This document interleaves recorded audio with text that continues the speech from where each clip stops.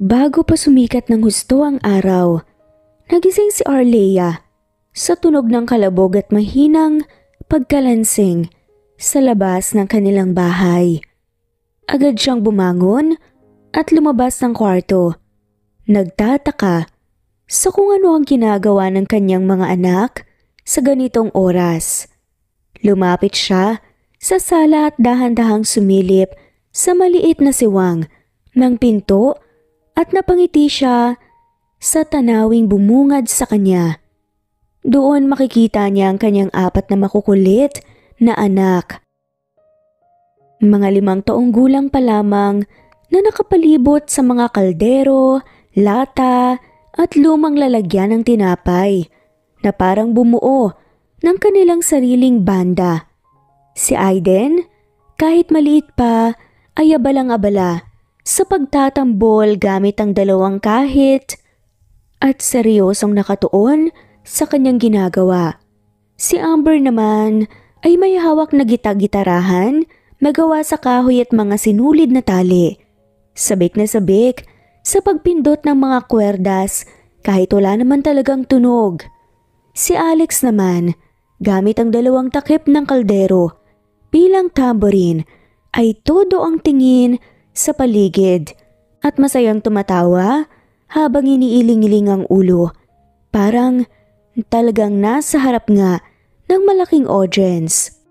Samantalang si Astra, na sinasabing siya daw ang singer ng grupo, ay nagtatangkang kumanta habang pinipilipit ang boses na sumabay sa ingay ng mga kapatid. Ano bang pinaggagawa ng mga anak ko? Bulong niya sa sarili, pero halata sa mga mata niya ang saya habang pinagmamasdan ng mga bata. Hindi mapigilan ni Arlea na mapangiti habang pinagmamasdan ng 4 na bulinggit na aliw sa paglalaro na parang nasa sarili silang mundo. Minsay, tatayo si Astra, hawak-hawak ang isang laruang mikropono na gawa lang sa karton at tila nagpa-perform sa mga audience niya. Thank you po! Thank you po sa lahat ng nagpunta. Isa pa pong kanta para sa inyo. Kunwaring yumuyuko pa siya na para bang pinalakpakan ng mga manonood niya. Bigla na nga lamang silang nagkasabay-sabay sa pagtugtog kahit na wala sa tono at walang tamang ritmo. Sabay-sabay silang tumatawa sa ingay na ginagawa nila. Si Arlea naman, kahit sa kalat na nagawa ng mga bata ay hindi magawang magalit. Ramdam niya ang purong kaligayahan sa kanilang simpleng paglalaro. Ang kukulit ng mga to, parang may sariling mundo. Tumatawa siya nang mahina habang patuloy na nakatanaw, ngunit nararamdaman niyang tila may natatagong talento ang kanyang mga anak.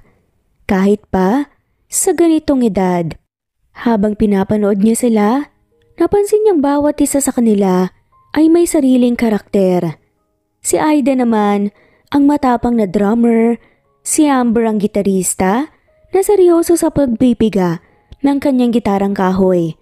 Si Alex ang kalog na tambourine player na parang pinanganak para magbigay kasiyahan, at si Astra ang mahinhing singer na sinasa puso ang bawat salitang kantahin. Sa sobrang saya at pagmamalaki, hindi na niya napigilan pa ang sarili at lumapit sa mga anak. Mga anak, ano bang ingay to? Biro niya. Kunwaring may inis pero ang ngiti ay hindi maikakaila. Nagulat ang 4 at tumigil sila sa kani-kanilang pagtugtog, pero nang makita nila ang inang tumatawa, sabay-sabay silang lumapit sa kanya at niyakap siya. Mama, para po to sa'yo. Kasi gusto namin magbanda kapag malaki na po kami. Oo nga po, Mama. Magiging famous po kami. Magkasunod na pagmamalaki pa nila Astra at Alex. At parang nagpo-post pa na parang totoong rockstar. Napaiyak ng konti si Arlea sa saya. Hindi niya inakalang may ganitong pangarap ang mga anak niya. At sa kabila ng simpleng mga gamit, kitang-kita sa kanila ang sigla at determinasyon na magkaroon ng sariling mundo ng musika. Naramdaman ni Arleia ang isang damdaming nakabuo ng pag-asa. Sa ganitong murang edad, alam niyang handang magsakripisyo ang mga anak para sa mga pangarap nila at para sa kanya. Habang abala ang magkakapatid sa paglalaro ng banda-bandahan, hindi napansin ng mga bata ang kanilang ina na tahimik na pinapahid ang noo at pinipigilan ng biglang pagsakit ng ulo. Ramdam ni Arleia ang mabigat na pagkahilo, ngunit nginitian lang niya ang mga anak upang hindi sila mag-alala. Habang nagkakatuwaan ang mga bata, bigla silang nagtalo dahil sa isang laroang mikropono. Si Astra ang may hawak nito at todo pangasar sa mga kapatid niya. Ako lang ang kakanta dito, akin lang to. Sigaw niya habang nakatingin kay Amber na pilit inaagaw ang mikropono. Gusto ko rin kumante. Dapat hati-hati tayo. Tugon ni Amber. Oo nga, wag kang selfish, Astra. Pabulong ngunit halatang may gigil sa boses na saadama ni Aiden. Hindi nagtagal, nagasaran na ang magkakapatid at naghila-hilaan sa mikropono. Si Alex na palaging masaya at tahimik sinubukang pagawatin sila. Guys, tama na, magkakapatid naman tayo, hindi kailangan mag-away-away. Pero hindi nagpapigil si Astra at Amber. Nagkasigawan na sila at patuloy sa pagagawan hanggang sa hindi na napigilan pa ni Arleia na mag-alala. Mga anak, tama na yan. Hati-hati tayo sa lahat ng bagay, di ba? Huwag kayong mag-aaway. Halos manghina ang boses niya. Pero patuloy niyang sinubukang makialam sa gulo ng mga anak. Nang hindi pa rin tumitigil ang dalawa, lalong sumakit ang ulo ni Arleia at naramdaman niyang umiikot na ang paligid. Nang lumapit siya sa mga bata, bigla siyang nawalan ng lakas at napahawak sa gilid ng pader para hindi matumba. Mama? Biglang huminto si Astra nang mapansin ang mukha ng kanilang ina. Mama, okay ka lang po? Nagtataka pero may pangangbang lumapit si Amber. Bumitaw sa pader si Arleia at sinubukang umiti upang hindi sila mag-alala. Kahit ganoon kakulit ang kanyang mga anak, nag-alala kaagad ang mga to kapag nakita nilang mahina siya sa harap nila. Ayos lang mga anak, siguro napagod lang si Mama. Pero napansin ng mga bata na hindi normal ang pinapakita ng kanilang ina. Nagniningning ang pawis sa noo at nakikita nila ang pamumutla ng mga to. Mama, ang putla mo, baka dapat po magpahinga po kayo. Nag-aalalang sambit ni Aiden sa ina. Oo nga Mama, pahinga ka na po muna, kami na lang pong bahala dito. Dagdag pa ni Amber. Naku mga anak, okay lang ako. Medyo hilo lang siguro sa kakulangan ng tulog. Mama, hindi mo na kailangan magpuyat. Kami na pong tutulong sa'yo para po hindi ka na po mapagod. Sahad ni Astra.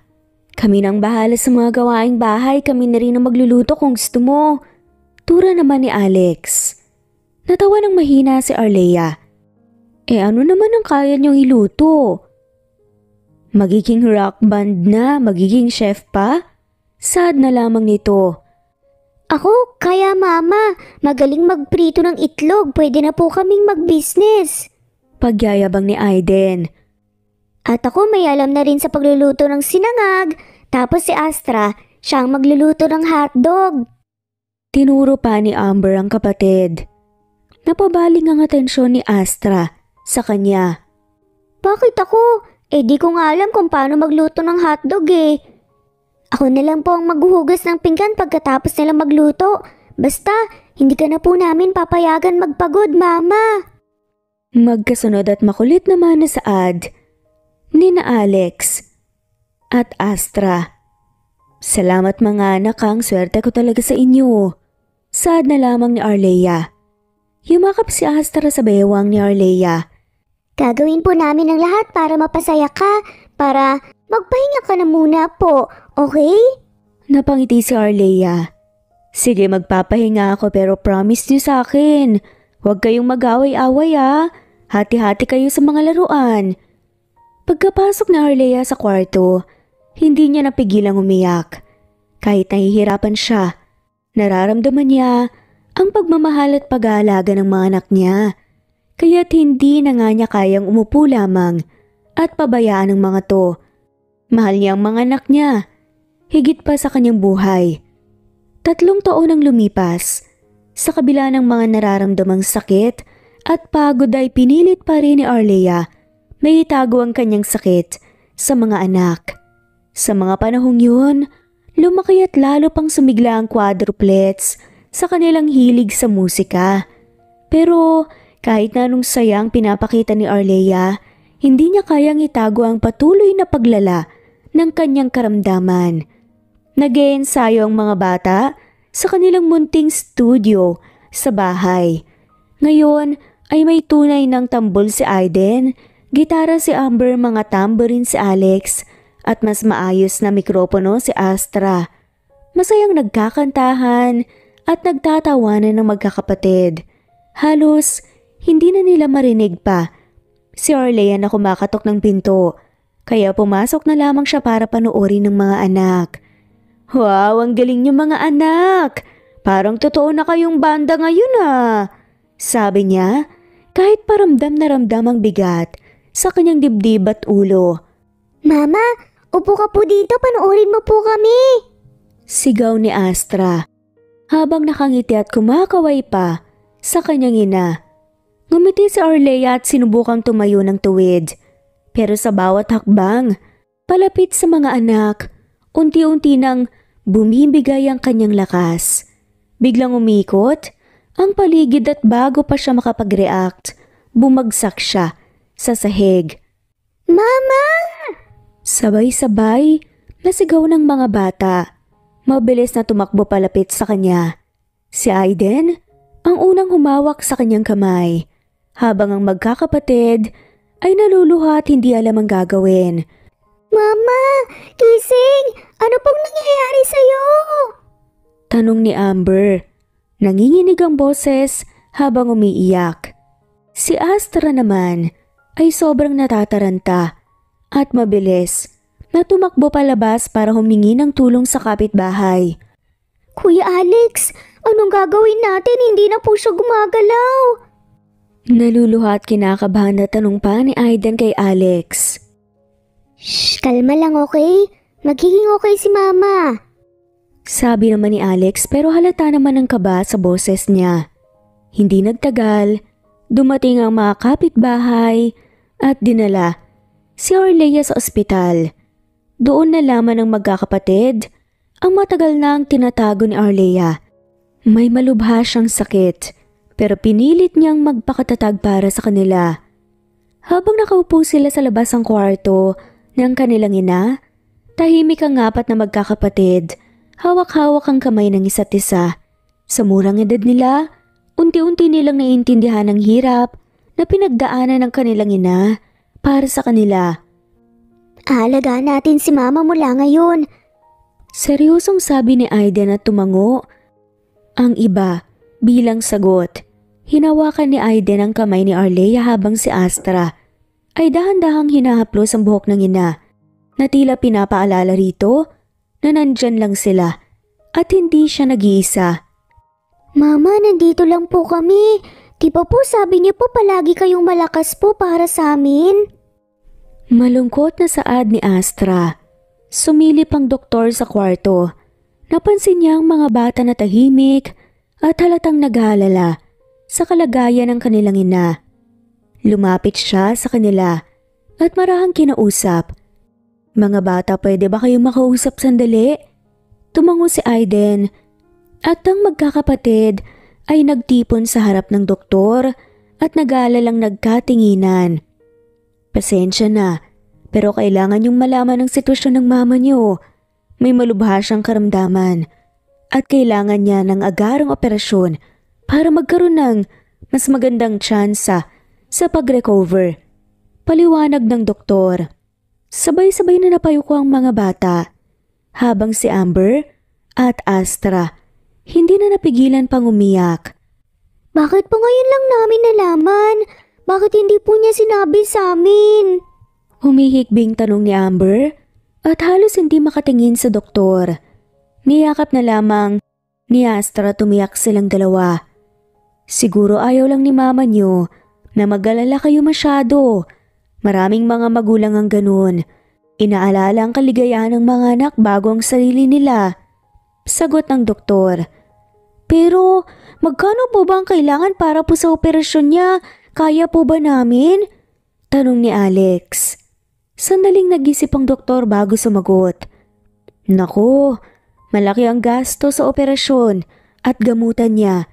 Hindi madaling mag-ipon para rito, pero may mga paraan naman para matulungan si mama niyo. Napatitig si Aiden sa doktor. Naglakas loob na tanungin ang tanong na gumugulo sa isip niya. Ano pong ibig sabihin ninyo?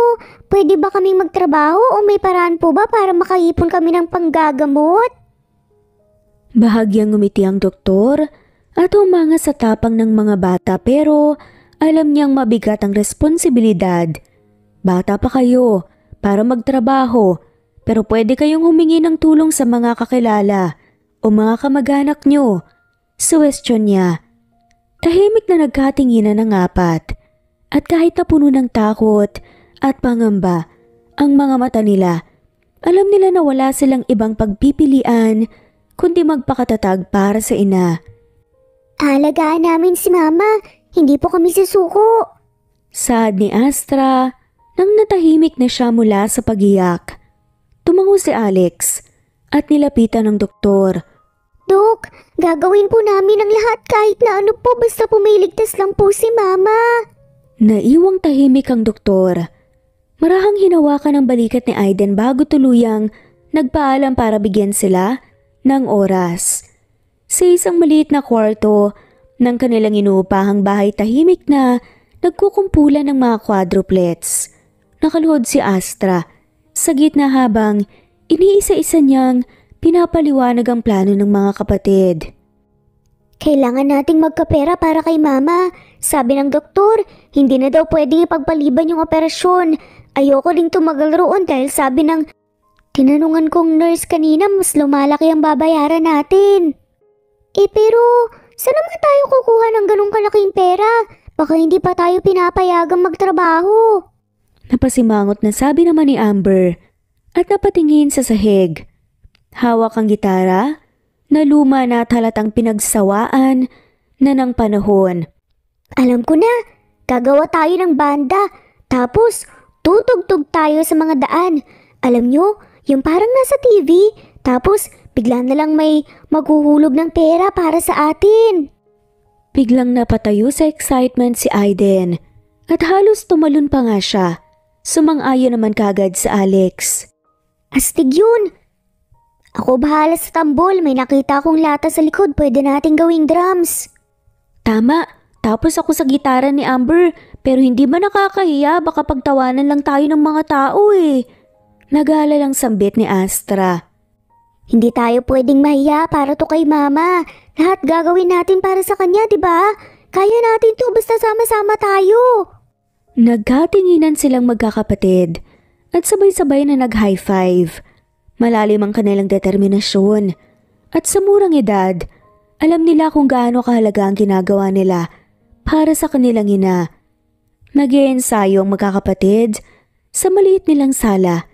Medyo naging magulo ang rehearsal nila dahil wala sa timing ang lahat at may kanya-kanyang diskarte sa pagtugtog. Kahit seryoso ang dahilan nila, hindi maiwasan ang tawanan sa bawat pagkakamali. Oh, simulan na natin ah. Ako sa drums, si Amber sa gitara, si Alex sa tamborin, tapos si Astra kakanta. Ready? 1, 2... Binigyan ni Aiden ng matinding hampas ang lata niyang drums, pero sa sobrang lakas tumilapon ang stick niya. Hoy Aiden, dahan-dahan lang. Parang gusto mong butasin yung lata eh. Para intense, di ba? Para malaman ng tao na seryosong-seryoso tayo. Hay, ayusin na nga natin. Kailangan sabay-sabay tayo, hindi yung kanya-kanya. Napakamot si Astra sa ulo habang sinusubukang ipaliwanag ang timing sa mga kapatid. Sinubukan nilang muli, pero sa unang salta pa lang ni Amber sa gitara, maling chord kagad ang pinindot niya. Ay, teka, mali yung chord. Ano ba yan? Nakakahiya naman kay mama yung ganito tayo. Ako rin parang mali yung timing ko. Teka lang practice ko muna yung ting-ting-ting-ting ng tamborin. Astra, kantahin mo na nga para may maayos naman dito. Makulit at magkakasunod na saad ni na Alex at Aiden. Huminga ng malalim si Astra at sinubukang magsimula, pero nagkamali kagad siya sa unang linya pa lamang. Napahinto tuloy siya at nagtawanan ng lahat. Ay, sorry, kinakabahan ako Napapalo siya ng tawa habang pinapahid ang pawis sa noo. Grabe naman, tayo-tayo lang na dito Practice lang to, bakit kinakabahan kayo? O sige, isa pa. 1, 2, 3, 4. Kahit nagkamali rin naman siya, sadama ni Amber, at nagbilang na nga rin sila para magumpisa. Nagsimula silang tumugtog pero si Alex na sobrang concentrated sa tamburin. Napating-ting-ting nang walang hintuan. Sa sobrang ingay ng tamburin, halos hindi na nga marinig ang boses ni Astra at ang gitara ni Amber. Hoy Alex, tama na muna yung ting-ting-ting-ting mo. Sobrang ingay na parang nagbebenta tayo ng isda Naiiritang saway pa ni Amber. Ay, sorry, akala ko yun yung tamang beat Napakamot na lamang si Alex sa ulo at tumawa. Ako, parang napapagod na yung lata ko. Parang wala nang tunog Naku, paano na yan? Wala tayong drums. Pwede ba yun? Walang drums? Kaya naman siguro kahit wala, di ba? Paano naman yung rock and roll vibes natin? Sagutan nila Alex, Aiden, Astra, Amber. Napasandal si Aiden at napanguso kunwari disappointed. Teka, may idea ko. Pwede nating gamitin yung takip ng kaldero. Mas astig para pang heavy metal. Hindi naman natin kailangan ng heavy metal, baka magalit pa yung kapitbahay. Ay nako, o sige na, okay, isa pa, seryoso na tayo Hirit na naman ni Amber. Pero alam nilang kahit gaano pa kagulo at kalat ang kanilang rehearsal, masaya silang na magtutulungan para sa kanilang ina. Dala ang mga simpleng gamit pang musika, pumuesto ang mga magkakapatid sa gilid ng plaza. Kanya-kanya silang posisyon ni Aiden na may improvised drums gamit ang mga lumang lata. Si Amber naman sa gitara, si Alex na may tamborin na gawa sa takip ng bote at si Astra ang kakanta. Sige, simulan na natin. Panimula ni Astra habang kinakabahan pero excited pa rin siya. Sinimulan na nilang tumugtog at kahit na hindi perpekto ang kanilang pagkakasabay, may puso ang kanilang musika. Dumadami ang mga tao sa paligid. Nagugustuhan ng performance ng mga batang walang kapares ang dedikasyon. Isang matandang babae ang naghulog ng pera sa harapan nila. Naku, ang gagaling nyo naman mga ihutiha. Para kanino ba to? Tanong nito. Ngumiti si Amber. Para po kay mama, kailangan po niya sa operasyon niya. Napahinto ang matandang babae. Maluha-luha ang mga mata. Dumami ang mga naglalakad na tumutulong sa kanila. Bawat isa'y nag-aabot ng kahit kaunting barya at papuri. Ang dami ng laman, Amber. Mukhang makakaipon tayo kagad nito Tumatalon-talon si Alex sa tuwa. Nang matapos ang kanilang unang kanta, nag-appear ang magkakapatid.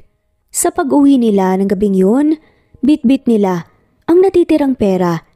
Isang masayang ngiti ang bumungad sa kanila mula sa kama ni Arleia. Anak, saan kayo nanggaling? Ano yung dala nyo? Pinakita nila sa harap nila ang nalikom nilang pera sa loob ng supot. Marami-rami yun at meron ring mga papel na pera. Surprise, Mama! Para sa operasyon mo to, nag-perform kami sa plaza kanina. Agad na saad ni Alex sa inango ni tibang ekspresyon ni Arleia. Napailing na nga lamang si Arleia habang nakatingin sa supot ng mga perang hawak ng mga anak niya at isang malalim na buntong hininga ang kanyang binitawan.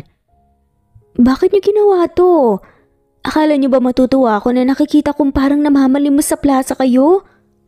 Biglang napayuko ang magkakapatid at halatang nasaktan sa sinabi ng ina na parang hindi na-appreciate ang kanilang effort. Hindi nila inakala na ganito ang magiging reaksyon nito. Unang sumagot si Astra. Mama, hindi naman yun ang gusto namin ipakita eh. Gusto lang naman namin makatulong kasi sabi ng doktor kailangan mo na po talaga ng operasyon. Ayaw lang naman po namin na naghihirap ka. Kung pwede lang kami magtrabaho, ginawa na po namin pero ito lang po yung kaya namin eh. Pero hindi nyo kailangan gawin yan, anak. Hindi ko gusto na ang mga anak ko nagpa-perform sa kalsada para lang makaipon ng pera. Hindi kayo mga pulubi na umaasa lang sa awa ng ibang tao. Sad ni Arlea. Tumahimik naman sandali ang mga bata at halantang nalungkot pero hindi sila nagpatinag. Hindi naman po para sa amin to eh. Para po sa'yo. Wala kaming pakialam kung ano ang sasabihin ng ibang tao. Gusto lang po namin na gumaling ka. Si Alex ulit ang nagsalita. Halatang naantig ang puso ni Arlea sa mga sinabi ng mga anak niya pero matigas pa rin ang kanyang tindig. Hindi niyo dapat tinuturing na obligasyon ang gastusin ko. Kaya ko pang magtrabaho, kaya ko pang labanan ang sakit ko. Hindi niyo kailangan maghirap ng ganito. Paano kung lumala po yung sakit mo? Ayaw po naming mawala ka. Dito na hindi napigilan ni Arlea ang maluha. Kitang-kita niya ang pagmamahal ng mga anak sa kanya pero natatakot siya sa ideya na dumating na sa punto na mga anak niya ang nagtataguyod para sa kanya. Hindi ako mawawala. Malakas ako, matibay. Kaya kong labanan to. Sad ni Arlea. Kahit ganun po, hindi naman po ibig sabihin na dapat mong ipilit lahat sa sarili mo lang eh. Kami naman po ang mag-aalaga sa inyo, Mama. Saad ni Astra. Dahan-dahang hinawakan ni Arlea ang mga kamay ng mga anak niya. Humihikbi na rin siya. Hindi ko alam kung paano ako magiging sapat na ina para sa inyo. Napakaswerte ko sa inyo. Hindi po, Mama. Maswerte po kami dahil ikaw po ang mama namin. Kaya gagawin po namin ang lahat para gumaling ka. Sagot naman ni Aidan at lumapit at niyakap nga siya. Nagtipo ng magkakapatid sa paligid ni Arlea at niyakap siya ng mahigpit. Sa plaza nagtipon-tipon ulit ang apat na magkakapatid para mag-perform na naman. Marami ang napapatingin sa kanila. Mga bata na halatang desididong tumugtog gamit ang mga simpleng bagay na halatang DIY lang. Si Aiden ay may improvised drums na gawa sa lata ng pintura. Si Amber gitara na punit-punit ng tali. Si Alex gamit ang 2 takip ng kaldero bilang tambourine. At si Astra, ang kanilang lead singer, may hawak na lumang mikropono na konektado sa maliit na speaker. 1, 2, 3, go! Sabay hampas ni Aiden sa kanyang improvised drums. Salamat po sa lahat ng nandito. Sana po magustuhan niyo to. Huminga si Astra ng malalim at sinimulan na nga nilang tugtugin ang kanta nila. Habang tumutugtog sila, ang tunog ng kaldero ni Alex at ang lata ni Aiden ay medyo sablay pero nakakatuwa, kaya't ang mga tao'y napapangiti at napapatawa. Kahit na minsan, nawawala si Astra, sa tono pinapalakpakan pa rin sila ng mga tao. May lumapit na isang babaeng nakakoat at dark shades na mukhang kakaiba at parang taga-syudad. Tumayo siya sa harap ng magkakapatid. Nakangiti at namangha. Wow, ang gagaling niyo, ang lakas ng loob niyo ah. Nagulat si Amber. Nang bahagyang natigilan, sa pag-strum ng gitara lumingon siya sa mga kapatid niya na parang nagtatanong kung sinong babaeng to. Hi po, sino po kayo? Tanong niya. Inalis ng babae ang kanyang shades at ngumiti ng malapad. Ako? Ako si Talia. At ang masasabi ko lang, I am super impressed. Mga bata, gusto niyo bang magkaroon ng mas bonggang instruments at maging totoo at talagang banda? Tarong nga nito. Nagtakang magkakapatid. at sabay-sabay silang nagkatinginan na parang nagtatanong sa isa't isa kung totoo ba ang naririnig nila.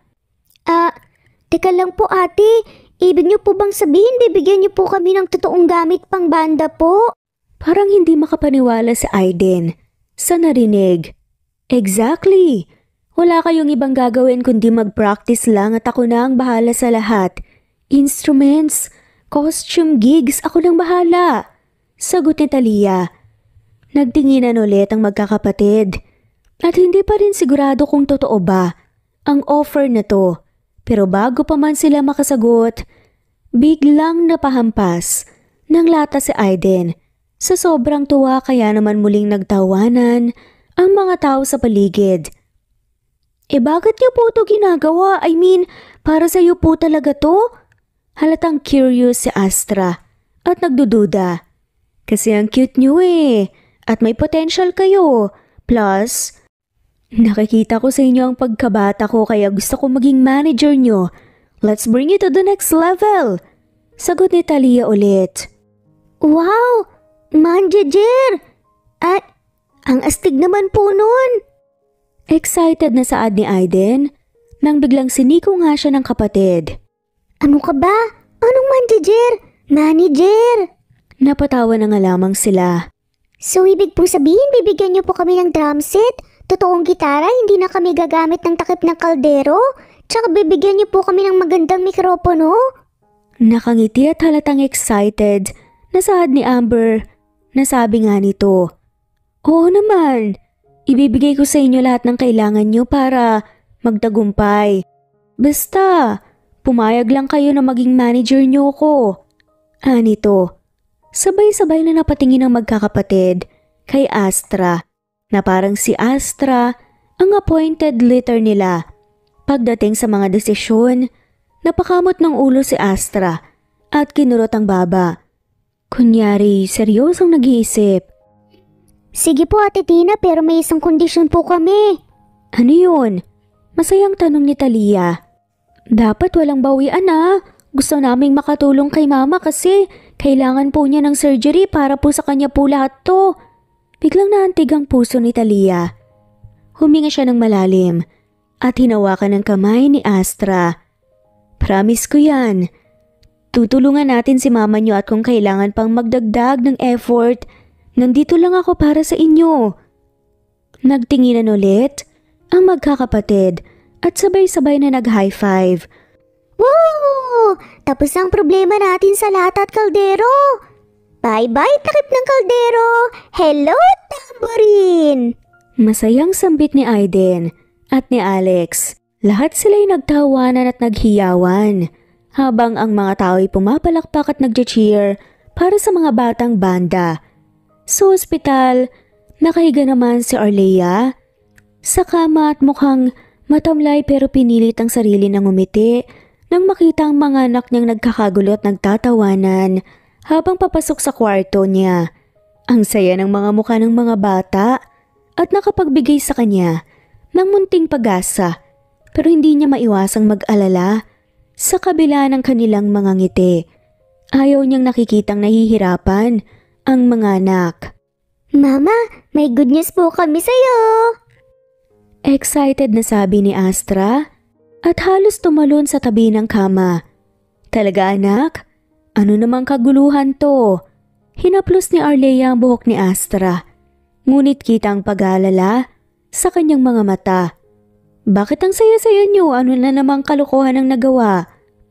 Mama, hindi po to kalokohan. May nag-offer po sa amin ng tulong. May nagalok po sa amin na maging manager namin. Magiging banda na po kami at tutulungan ka po namin para sa operasyon mo. Sagot nga nila Amber at Aiden. Halos hindi makapaniwala si Arlea sa sinabi ng mga anak. Natigilan siya at pinilit ng umiti kahit na may halong kaba sa kanyang dibdib. Mga anak, hindi niyo kailangan gawin to. Hindi ko gusto na napapagod kayo para sa akin. Mama, pero gusto po namin to Gusto po namin makatulong po sa'yo. Sagot ni Aiden. Napalitan ng tingin ang magkakapatid at sabay-sabay silang umupo sa tabi ng kama ni Arlea. Alam nilang ayaw ni Arlea na mapagod sila o masaktan para sa kanya. Pero para sa kanila, ito ang tamang gawin. Okay lang po kami. Si Ate Talia po yung manager namin. At siya pong bahala sa lahat. Binigyan niya po kami ng mga totoong instruments, Mama. Hindi na po lata at kaldero lang. Paliwanag naman ni Astra. Napakunot na si Arlea. Ate Talia? Sino naman siya mga anak? Hindi niyo pa siya kilala ng maayos. Si Ate Talia po mabait siya, Mama. Gusto lang po niyang tulungan kami. Baka po ito na po yung chance natin para matulungan ka po. Saglit na nag-isip si Arlea at pilit na iniintindi ang sitwasyon. Alam niyang maganda ang hangarin ng kanyang mga anak. Pero hindi niya maiwasang magduda sa biglaang alok ng isang estranghero. Ayoko mapahamak kayo. Lalo na't hindi niyo kilala masyado ang taong yun. Baka masaktan kayo, mapagod. Hindi po kami mapapagod, Mama. Kakayanin po namin kasi para sa'yo to eh. Makulit na sagot ni Aiden.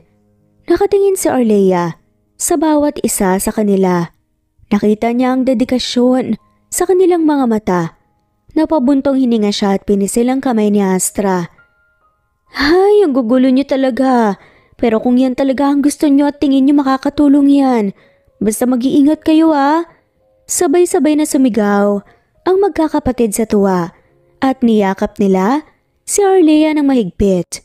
Kita sa mga mata ni Arlea ang halong saya at pag-aalala, pero alam niyang hindi niya mapipigilan ng mga anak sa kanilang layunin.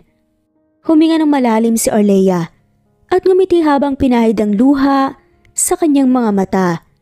Salamat mga anak ha, pero pangako niyo sa akin kahit anong mangyari mag-iingat kayo. Promise, Mama! Sabay-sabay nilang sagot, excited na pumunta ang magkakapatid sa studio kung saan sinabi ni Ate Talia na maghihintay siya. Agad silang pumasok, pero pagdating nila sa loob, napatigil sila at hindi makapaniwala sa nakikita. Nandoon ang mga totoong instrumento. Isang drum set, gitara, keyboard, at kahit mikropono na may stand at malalaking speakers. Grabe, totoo ba to? Nilapitan ni Aiden ang drum set, pero parang ayaw niya itong hawakan. Parang ayokong galawin, baka masira ka agad. Oo nga, baka mahal yan. Kung magasgasan, baka magalit si Ate Tina. Halos hindi makalapit si Amber sa gitara na para bang malaking kasalanan ang gamitin ito. Biglang lumapit si Ate Talia. Nakangiti habang pinapanood ang mga bata na para bang nasa harap ng mga kayamanang hindi nila matanto. Oh, bakit parang takot na takot kayong gamitin yan? Para sa inyo yan. Go ahead, subukan nyo. Ate Talia, sigurado ka po ba? Hindi po kasi namin alam gamitin ng maayos tong mga to eh. Mahinang tumawa si Astra at halatang kinakabahan. Ano kayo mga takot? Sige na, walang problema. Kaya nga tayo may practice para matutunan nyo at masanay kayo. Kahit ganadong-ganado si Talia, nagdadalawang isip pa rin ang magkakapatid. Si Aiden ay dahan-dahang humawak sa drumsticks, habang si Amber ay humawak sa gitara na parang napakabigat nito. Ate Talia, mahal siguro to no? Hindi po kami sanay, baka po kami mapagalitan pag may nangyari. Nag-aalala pa rin si Alex. Wala kayong problema dyan, Alex. Ang mga instruments na to ay para sa inyo, kaya subukan nyo lang. Kung gusto nyong makatulong sa mama nyo, kailangan nyo munang i-overcome ang takot na yan. Huminga ng malalim si Amber at sinubukang mag-strum ng gitara. Napataas ang kilay niya nang marinig ang malinis at malinaw na tunog ng gitara. Uy, ang ganda ng tunog, parang ang daling gamitin. Pero ang smooth pala, iba siya sa kahoy na ginagamit ko ah. Masaya ang anya. Ako rin Ate Talia, parang nakakahihawakan tong mikropono. Sabi naman ni Astra. Nilapitan ni Talia si Astra at inilagay ang mikropono sa kanyang kamay. Anak, hawakan mo yan. Nang may confidence, ikaw ang lead singer, kailangan mong magsalita at kumanta na parang ikaw ang boss ng entablado. Nagtinginan ng magkakapatid sabay tawa. Medyo napapagaan ang loob nila dahil sa encouragement ni Tina. Si Aida naman ay sinubukang hampasin ng drums at napangiti siya sa tunog nito. Ang astig, parang nasa concert ako. Komento pa niya. Napahayaw si Talia sa tuwa. Hayan, yan ang gusto kong makita. Sige nga, mag-jam na kayo. Pakiramdaman niyo ang mga instrumento kahit magkalat muna, okay lang. Dahan-dahang nagsimula silang mag-practice. Si Amber ay nag-strum ng gitara at kahit medyo off pa sa tempo, nakakatuwa pa rin silang pakinggan. Si Alex ay napapakagat-labi habang tinitimpla ang tamborin at si Aida naman ay ginaganahan sa bawat hampas sa drum. Uy kuya, dahan-dahan lang sa tamburin, parang natataranta ka dyan. Sita ni Amber, kaya't nagtawanan ng lahat. Tama na yung pagsita mo Amber, tara jam lang tayo, bahala na kung magkalat.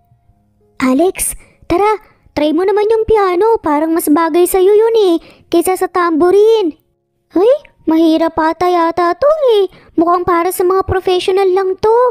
Sad naman ni Talia. Nako, ang piano basta't maramdaman mo yung mga keys, hindi yan ganun kahirap. Sige na, subukan mo, dahan-dahanin mo lang. Promise, hindi mo kailangan maging professional kaagad.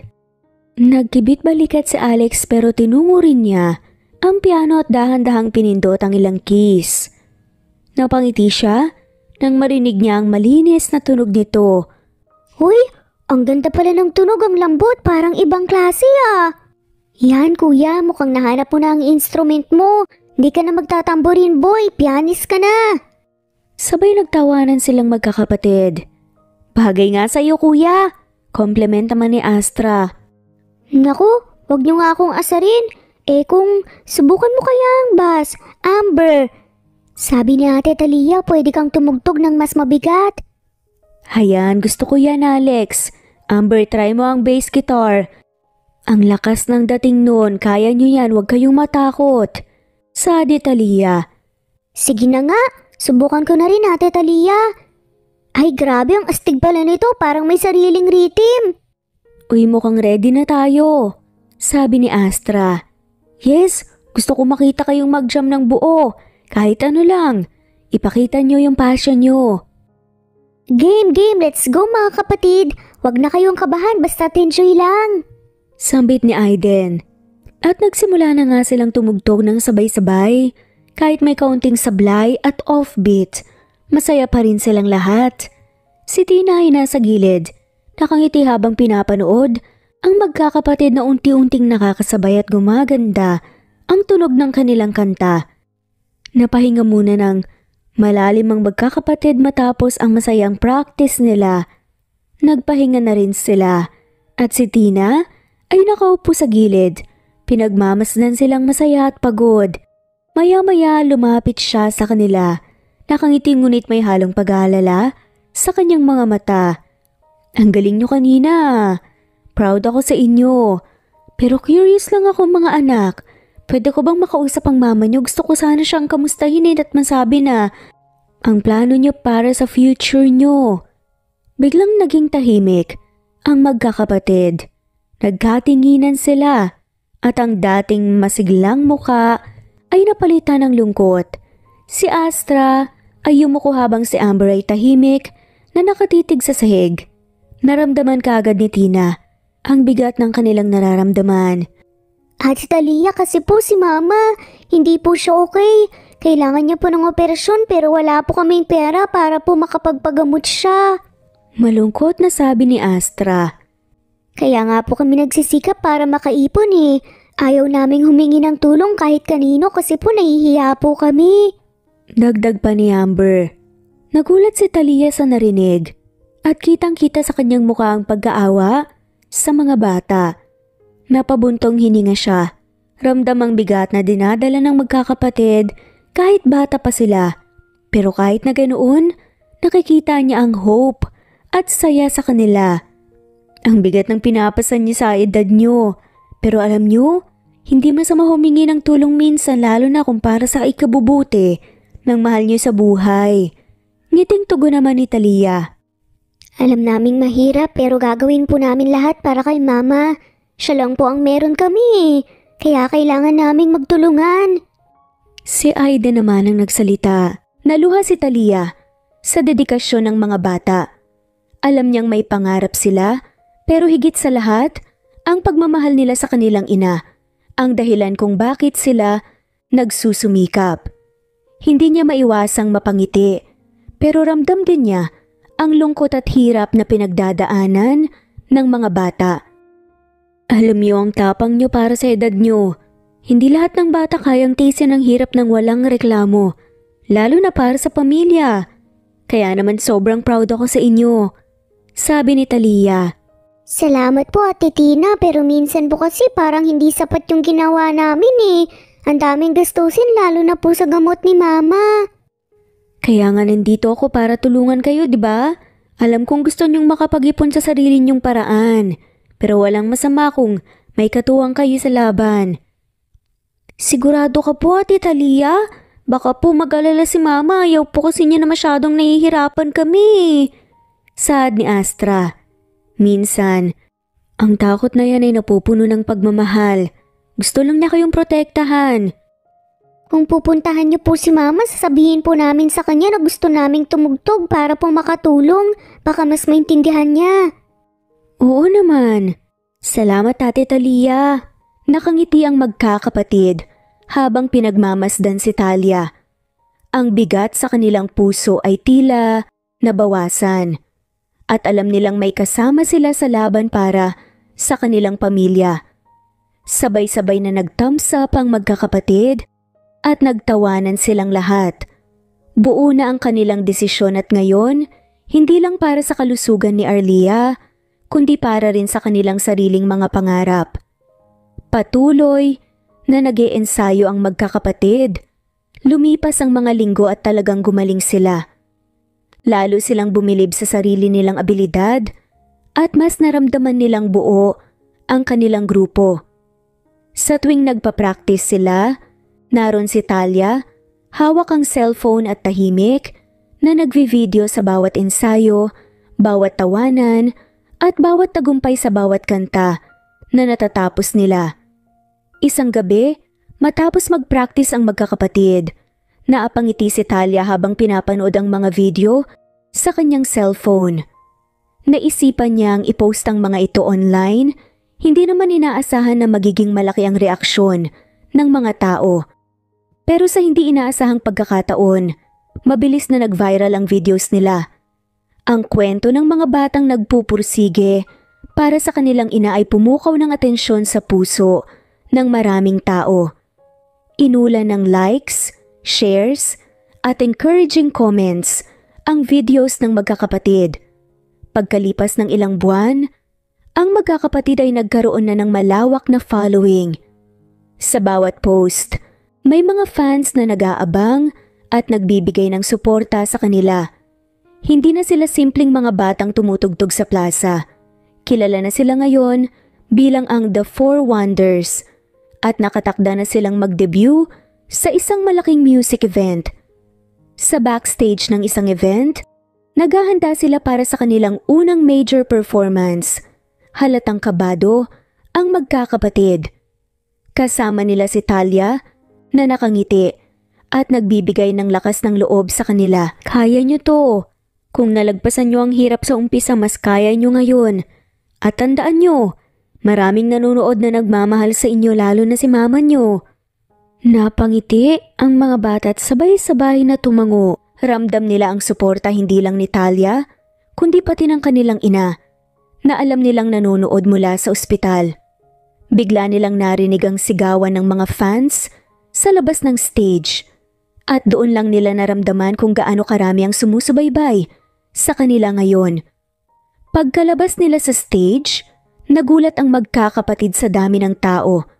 Hawak ang kani-kanilang instrumento, hindi makapaniwala sina Astra, Amber, Aiden at Alex na ang dami nang naghihintay sa kanila.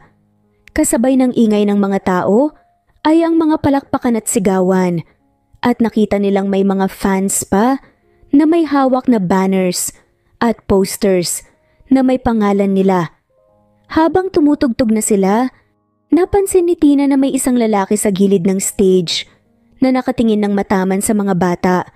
Parang kinikilala ang kanilang mga mukha. Nagustuhan niya ang kanta ng mga bata, pero mas matindi ang tingin niya sa kanilang pagkakahawig sa isang taong kilala niya. Nang matapos ang kanta, nagpalakpakan ng buong audience at nakita ni Tina na parang may nais sabihin ang lalaking ito. Pagkatapos ng kanilang performance, lumapit ang lalaki kay Talia. "Excuse me, miss. Ang galing ng mga bata. Sila ba yung Four Wonders na napapanood ko sa social media?" "Opo, sila nga. Talagang pinaghandaan nila to para sa unang malaking performance nila," sagot ni Talia sa lalaki. Nagkaroon ng sandaling katahimikan habang parang may gustong itanong ang lalaki pero nag-aalangan siya. "Alam mo, habang pinapanood ko sila, parang may kakaiba akong naramdaman. Parang may pagkakawig sila sa akin." Nagulat si Talia sa narinig at bahagyang kinabahan pero sinubukan niyang maging kalmado. Talaga po ba? Baka po nagkataon lang." Saad pa nga nito. Ngumiti ang lalaki at tumingin muli sa direksyon ng magkakapatid na nagpapahinga pagkatapos ng performance. "Siguro, dahil wala naman talaga akong anak ko na pa lang." Malungkot na saad ang lalaki. Nagpaalam ng lalaki kay Talia, pero doon rin nakita ni Aiden ang mukha ng lalaki. Nagulat siya at nahulog ang bote ng tubig dahil sa gulat, kaya't nahatak ang atensyon ng tatlo. Anong nangyari sa'yo, Aiden? Bakit parang nakita ka ng multo dyan? Tanong ni Amber rito at niyugyug pa ang balikat ni Aiden. Nakita ko si Papa. Ano ka ba, Aiden? Paano mo nakita si Papa? Baka nagkakamali ka lang. Nanginginig ang boses na saad ni Aiden. Samantalang si Amber naman hindi makapaniwala. Hindi ako nagkakamali, Amber eh. Siya yung nasa wallet ni Mama, hindi ba yung luma nilang picture? Giit na Aiden, lumalim ang tingin niya sa direksyon ng lalaki. Napatingin naman sina Astra at Alex sa sinabi ni Aiden at doon sumingit sa Alex. Alam nyo, pwede naman nating sundan yung lalaki para makasigurado tayo. Kung totoo man, gusto ko rin siyang makita ng harapan. Nagkatinginan silang apat at sa huli nagpasya silang sundan ang lalaki ng palihim. Nang makarating ang lalaki sa isang tahimik na bahagi sa likod ng venue, huminto ito at kinausap ang isa pang tao. Doon nila mas malinaw na nakita ang kanyang mukha at walang duda. Siya nga ang lalaking nasa lumang larawan ni Mama. Si Papa nga. Ano, lalapitan na ba natin siya? Bulong ni Astra at nanlaki ang mga mata. Pero bago pa siya makagalaw, mabilis na hinawakan ni Amber ang braso niya. Sandali lang, Aiden. Baka nakakalimutan mo wala siyang alam na may mga anak siya. Hindi natin alam kung paano siya magre-react. Natigilan si Aiden at napabuntong hininga. Oo nga. Pero ayoko na ng ganitong pakiramdam, Amber. Gusto ko na siyang makilala eh. Alam ko. Pero kailangan muna nating mag-isip ng maayos. Hindi to simple. Baka masaktan lang tayo kapag hindi magandang maging reaksyon niya. Paliwanag ni Amber, ramdam ang pag-aalala para sa kanilang lahat. Napatingin silang lahat sa direksyon ng ama nila, tahimik na naninimbang kung paano nila haharapin ang bagong realidad na ito. Si Henry ay kilalang may-ari ng malaking company at 8 taon na ang makalipas nang mahiwalay siya sa kanyang asawa at hinahanap niya pa ito hanggang ngayon. Nang makita niya ang performance ng 4 na bata, agad siyang napahanga, ngunit hindi niya rin inaasahan na maramdaman ang lukso ng dugo habang napatingin siya sa kanila. Bagamat lihim niyang sinusubaybayan ang kanilang tagumpay sa pamamagitan ng social media at iba pang balita, hindi niya kailanman lumapit sa kanila. Nakatanggap ng tawag si Henry galing kay Talia. Hindi niya alam na ang tawag na iyon ay ang unang tagpo nila ng mga bata. Nakapagpas siya ang quadruplets na makita ang kanilang ama dahil gusto nilang malaman ang tungkol sa kanya at ang iba pang mga detalye. Kinakabahan ng magkakapatid habang naghihintay sa lobby ng malawak na gusali. Hindi nila akalaing ganito kalaki ang mundo ng kanilang ama. Ang bawat dingding ng opisina ay nagpapakita ng mga larawan ng mga proyekto at programa ng kanyang kumpanya. Naramdaman nila ang kabigatan ng bawat hakbang patungo sa opisina. Nang makita nila si Henry, tila nabawasan ang kaba ng magkakapatid nang makita ang mainit ng ngiti nito. Wala siyang kaalam-alam na nasa harap niya ang kanyang mga anak. Sa social media ko lang kayo nakikita, ang galing nyo. Napakatalino at talented pa. Ngumiti ang magkakapatid sa sinabi ni Henry, pero bakas ang pagkabalisa sa kanilang mga mukha. May gusto sana kaming sabihin, saad ni Astra. Napatigil si Henry at tinignan ng mga bata. Ano yun? Si Aiden ang nagsalita na kinahinto ng mundo ni Henry. Papa, bakit niyo iniwan kami ni Mama? Bakit niyo po iniwan si Mama? Sa isang lokal na event sa kanilang bayan, nagtipon-tipon ang mga tao upang suportahan ang iba't ibang pagtatanghal. Lalo nang naging masaya ang gabi nang magsimula ng tumugtog ang banda ng mga anak ni Arlea. Nakangiti si Arlea habang pinapanood ang mga anak. Hindi niya alam na sa gilid ng entablado, may isang pares ng mata ang nakatanaw sa kanya. Si Henry, ang lalaking naging bahagi ng kanyang nakalipas na pag-ibig, ay nakatayo doon, nakatingin kay Arlea, na para bang isang panaginip ang kanyang kinakaharap.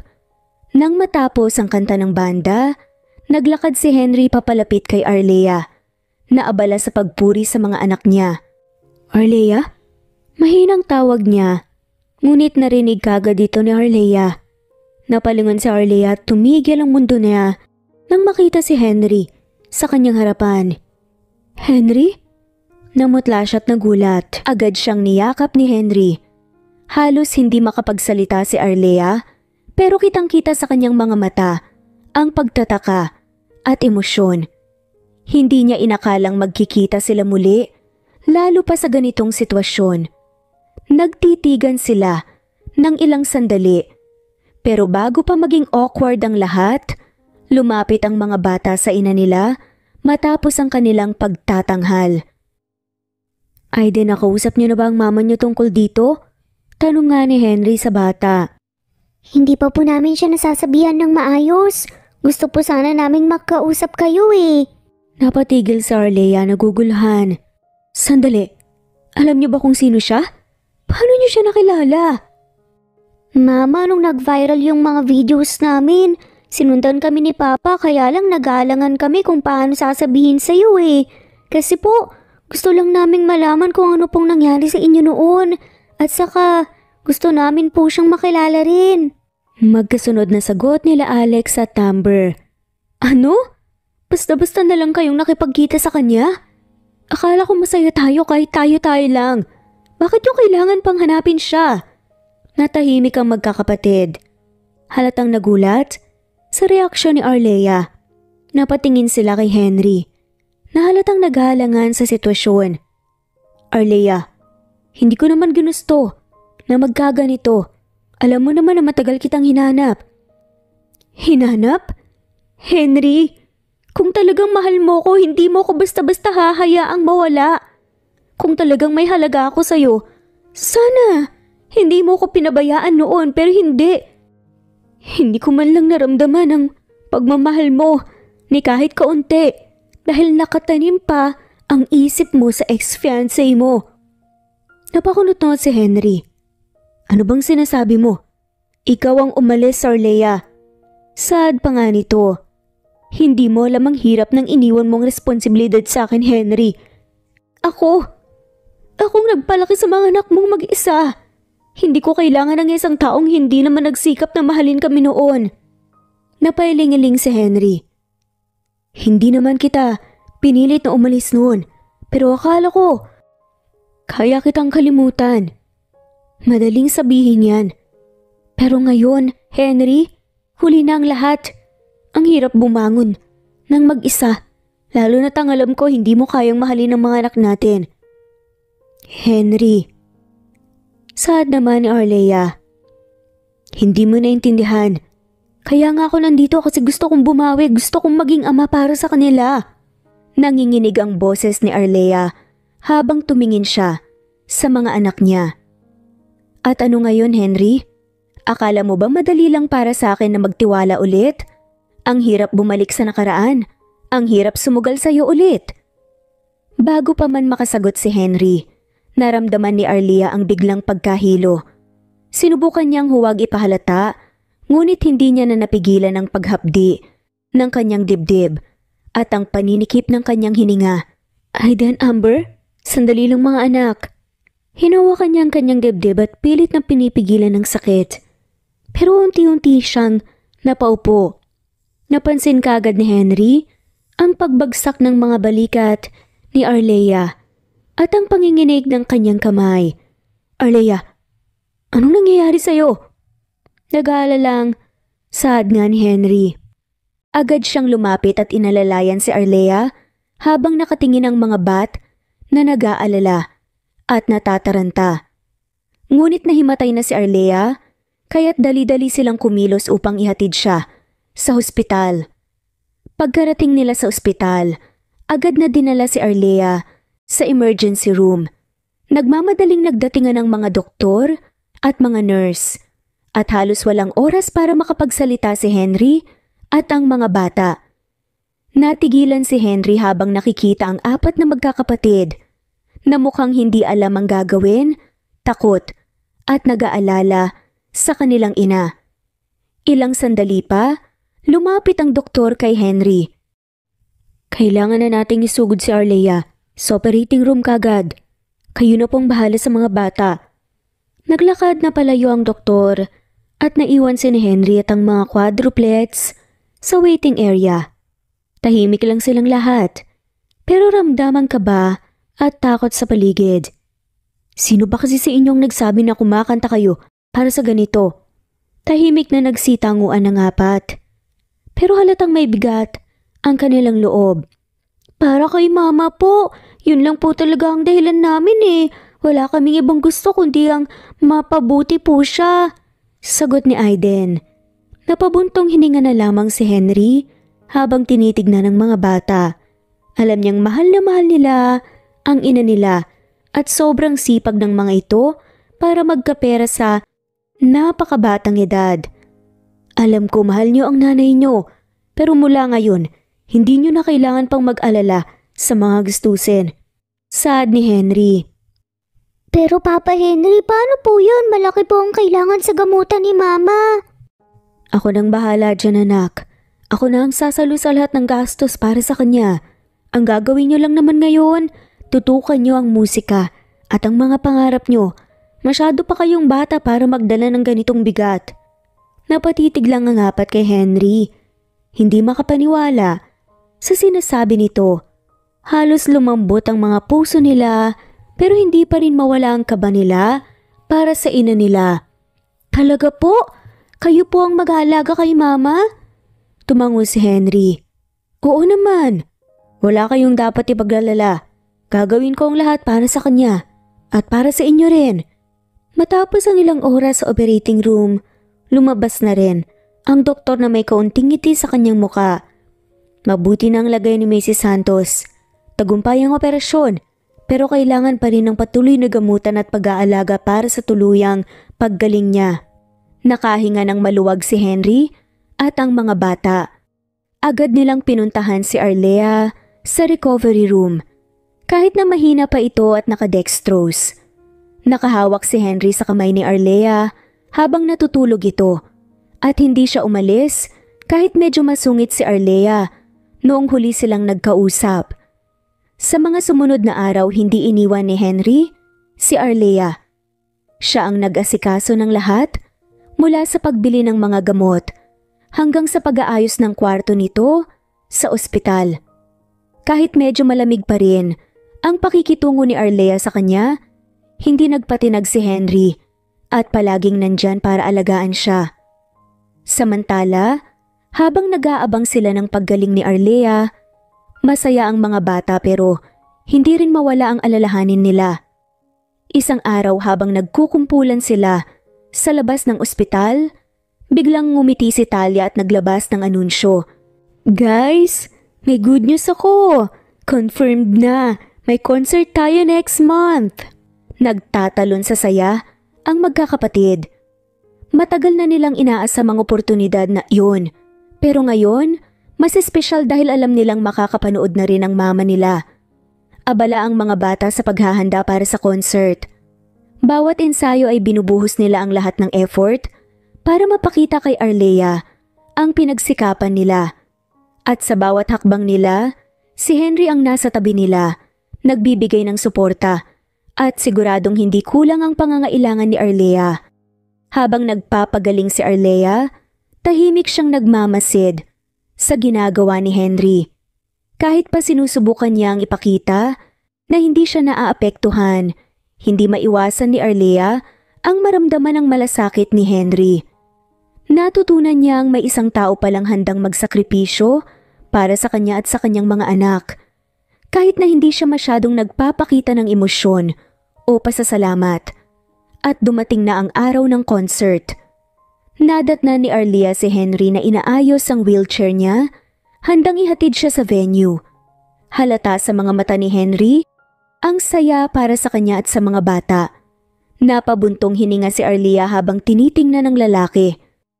Henry, salamat sa lahat ng ginawa mo para sa amin. Sad ni Arlea. Umiti si Henry at simpleng tumango. Walang anuman, Arlea. Basta para sa inyo, gagawin ko ang lahat. Matapos ang matagumpay na concert ng mga anak, nanatili si Arlea sa backstage habang pinapanood ang quadruplets na masaya sa tagumpay ng gabing iyon. Kita sa mga mata nila ang kasiyahan at kasiguruhan na proud sa kanila ang mama nila. Sa gilid ng entablado, tahimik lang na nakatayo si Henry. May ngiti sa labi habang pinagmamasdan ang buong pamilya. Lumapit si Arlea sa kanya at medyo nag-aalangan na sinimula ng usapan. Henry, pwede ba tayong mag-usap? Napatitig si Henry kay Arlea. Medyo nagulat pero seryosong tumango. Oo naman. Ano bang gusto mong pag-usapan? Dinala ni Arlea si Henry sa isang mas tahimik na bahagi ng backstage. Huminga siya ng malalim bago nagsimula. Gusto kong linawin ang lahat, Henry. Maraming taon nang nakalipas. Simula nung iniwan kita. At alam ko, may mga bagay akong iniwan na hindi ko ipinaliwanag. Sad pa ni Arlea. Naiintindihan ko naman, Arlea. Alam kong hindi naging madali ang lahat para sa'yo. Saglit na nagkaroon ng katahimikan at doon na pagtanto ni Arlea kung gaano kalalim ang pagmamahal na ipinakita ni Henry sa kanya.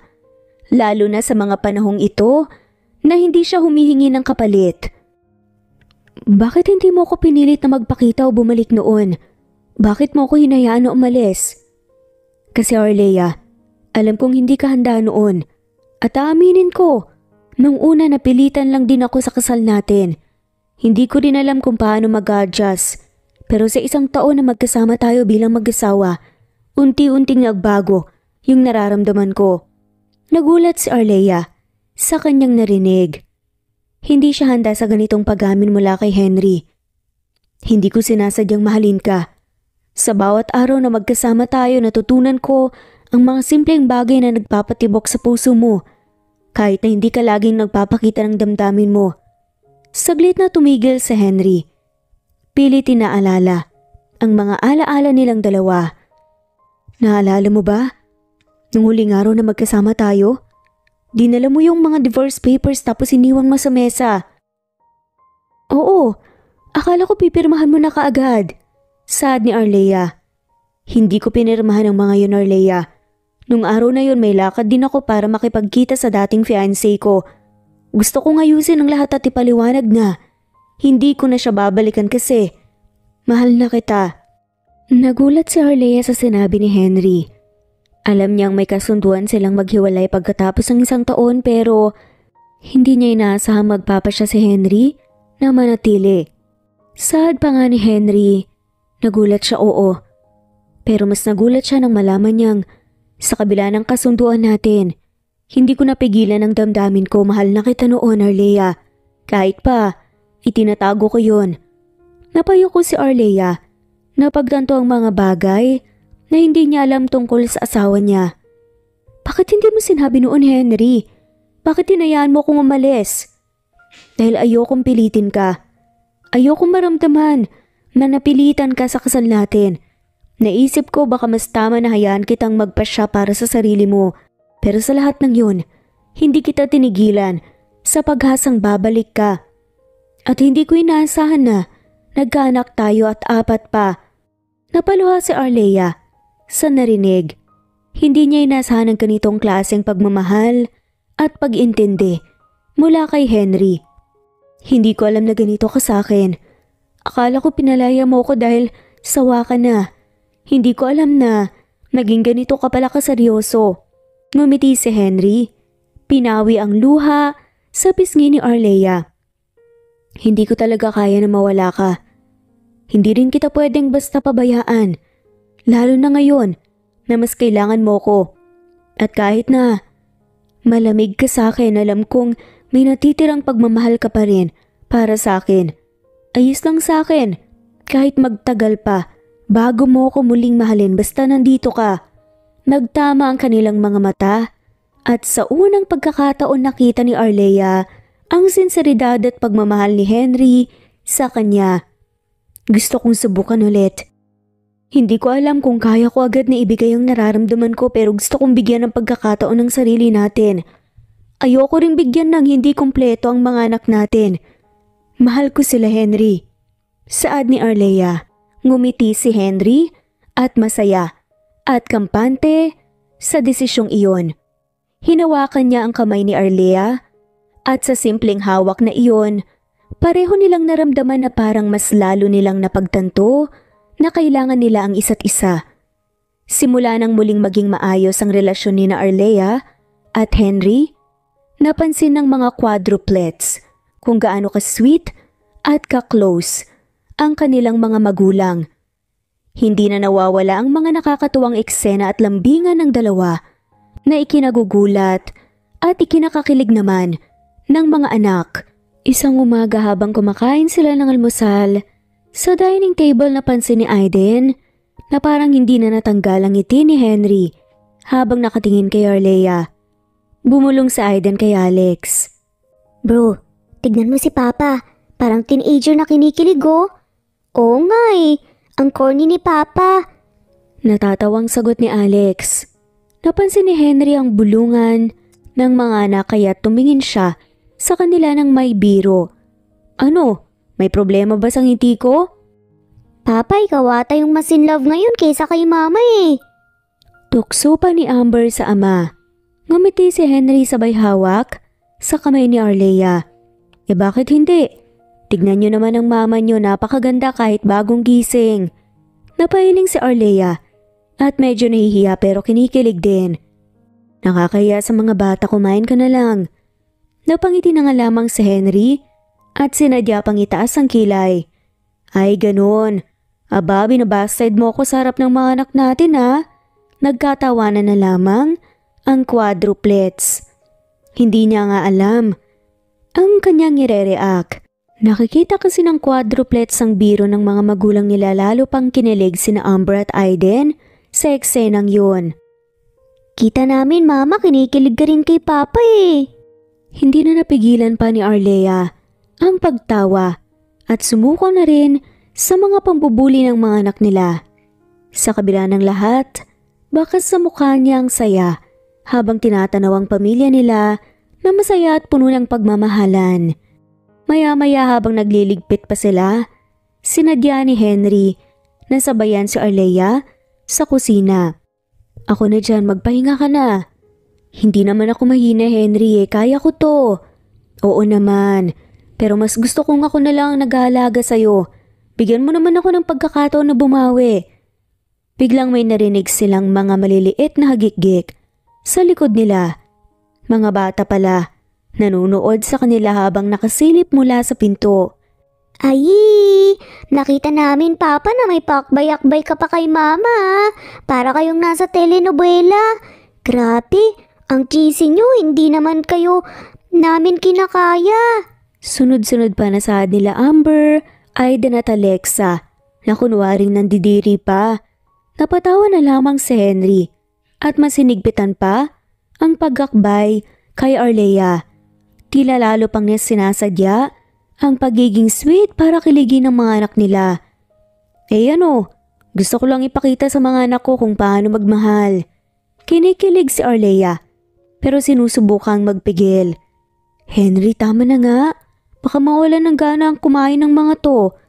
Ngunit habang nagpatuloy ang mga araw, hindi tumigil si Henry sa pagiging sweet kay Arlea. Mula sa maliit na bulaklak na binibigay niya tuwing umaga hanggang sa mga pasimpleng halik sa pisngi tuwing may pagkakataon, hindi rin nakakalampas sa mga anak nila ang mga to.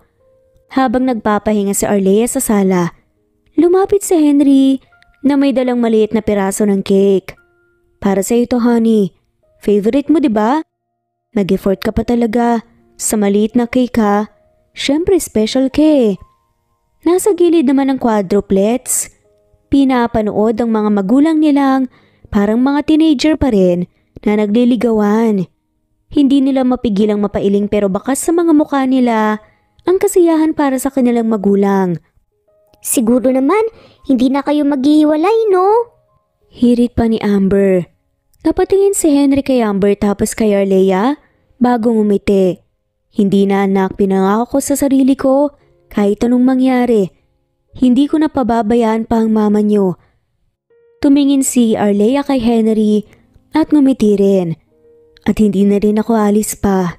Promise.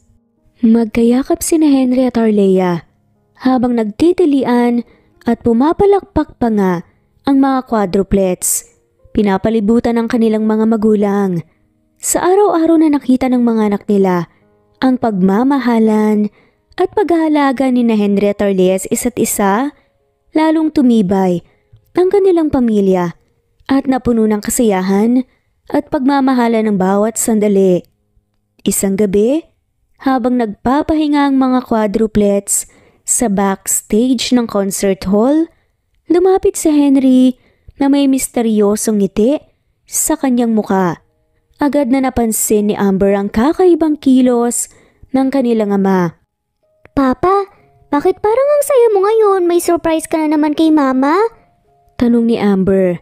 Actually, meron nga. Kailangan ko ang tulong nyo pero sikreto muna, ha? Sikreto? Ano naman po to, Papa? Curious na tanong ni Aiden. Gusto kong mag-propose ulit kay mama nyo. Nagulat ang apat at halos sabay-sabay na nagsalita. Ha? Kasal na kayo po, di ba? Oo nga, kasal na kami. Natawa si Henry at tumango. Pero iba kasi ito. Gusto kong ipakita sa mama nyo na mahal ko pa rin siya gaya ng dati. Actually, mas mahal ko siya ngayon. Gusto ko nga siyang yayain magpakasal ulit para masimulan ulit ang tama. Nakangiti at kinikilig si Astra bago nagsalita. Papa, ang cheesy mo talaga pero ang sweet din. Kaya nga gusto ko kayong tumulong sa akin eh. Sa susunod yung concert doon ko sana gustong gawin ng proposal. Simple lang naman eh. Pero mas meaningful kasi kasama kayong mga anak namin. Napangiti si Aiden. Mukhang maganda nga yan, Papa, pero paano natin gagawin? Ganito ang plano. Sa kalagitnaan ng concert may isang kanta. Nakakantahin nyo. Tapos biglang papasok ako sa stage at doon ko yayayain si mama nyo. Pero kailangan ko kayo na magdala ng singsing at flowers. Nagtaas ang kamay si Aiden. Ako na pong bahala sa singsing. Alam ko, hilig na Mama eh. Ako naman sa bulaklak. Gagawin kong super special ang arrangement. Siguro, ako na lang bahala sa musika para feel na feel ni Mama ang proposal. Sunod-sunod na nasaad nila Aiden, Amber at Astra. Napapalakpak na lamang si Henry. Perfect. Alam kong matutuwa ang mama nyo. Lalo na't kasama kayo sa moment na to. Dumating na nga ang araw ng concert. At tila walang kamalay-malay si Arlea sa nakaabang na sorpresa para sa kanya. Habang nagpa-perform ang quadruplets, panay ang sulyap ni Henry kay Arlea na nanonood sa audience. Sa huling kanta bago matapos ang show, biglang nagbago ang tema at naging mas romantiko ang tunog ng musika. Pasimpleng ngumiti si Arlea, pati na rin si Astra sa mga audience. Tapos nagsalita ang bata. Special song po ito para sa isang tao na sobrang mahal na mahal po namin. Biglang tumunog ang isang mellow love song at nagsimulang kumanta ang quadruplets. Sa kalagitnaan ng kanta, lumapit si Henry sa gilid ng stage, dala ang singsing at bulaklak. Lumingon si Arlea, nagtataka kung anong nangyayari. Nagtataka nga ito habang kinakanta na nga ng vocalist ng banda ang chorus ng kantang Palagi. Ngunit sa huli, palagi, pabalik pa rin sa yakap mo hanggang sa huli. Palagi, pipiliin kong maging sa'yo. Ulit-ulitin man, nais kong malaman mong iyo ako. Palagi.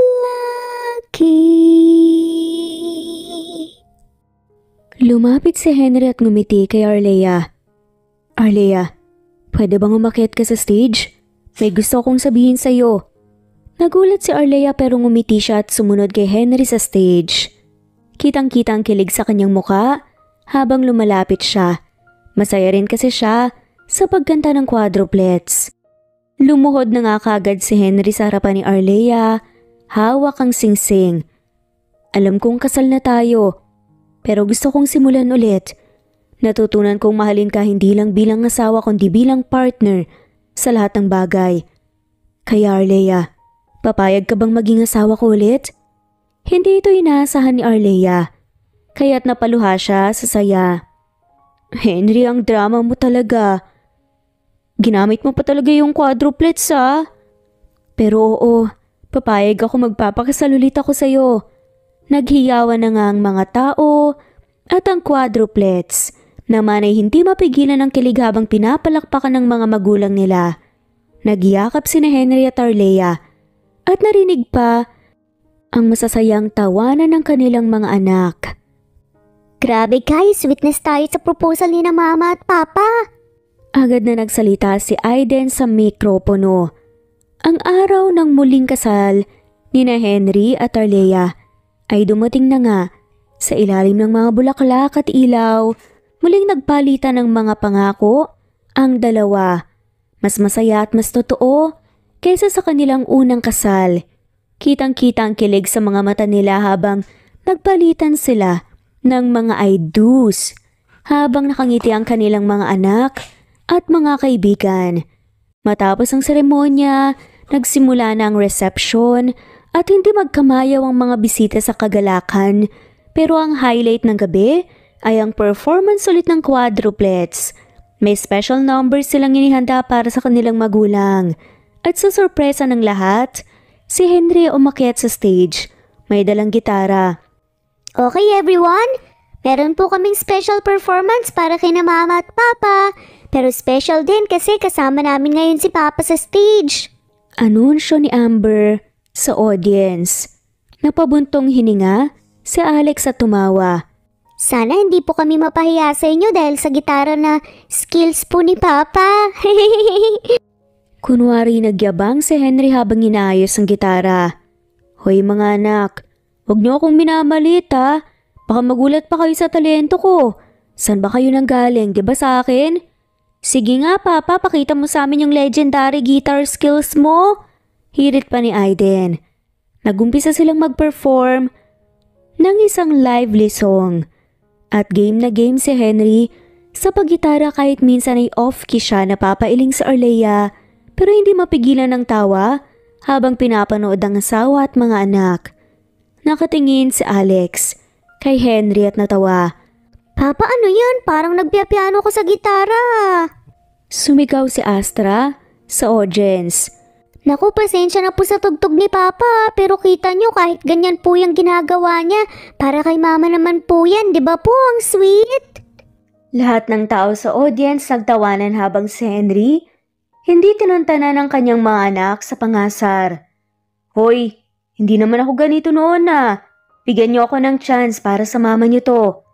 At sa huli nag-request ang quadruplets ng isang slow song kung saan ni-request nila si Arlea na sumayaw kasama si Henry sa gitna ng stage. Okay everyone, para sa pagtatapos ng aming performance, may special dance pa sina Mama at Papa. Isang bagay na hindi namin nakita nung bata pa kami pero ngayon, finally, makikita na namin ang sweet dance nila. Excited na anunsyo pa ng lead vocalist na si Amber. Lumapit si Henry kay Arlea. Inabot ang kanyang kamay habang nakangiti. Pwede ba kitang yayaing sumayaw, Mrs. Santiago? Napangiti si Arlea. Oo naman, Mr. Santiago. Dahan-dahan silang sumayaw habang kumakanta ang quadruplets ng isang sweet mellow love song. Naging tahimik ang buong reception at parang lahat ng mata nakatuon lang sa kanila. Wala nang ibang naririnig si Arlea kundi ang tibok ng puso niya at ang malumanay na paghinga ni Henry. Hindi ko talaga akalain na darating tayo sa ganitong punto. Alam mo ba, bawat araw na kasama kita, lalo lang ako nahuhulog sa'yo. Ang drama mo talaga, Henry.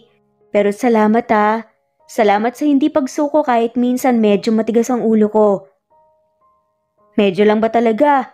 Pero oo, kahit anong mangyari, hindi talaga ako susuko sa'yo, Arlea.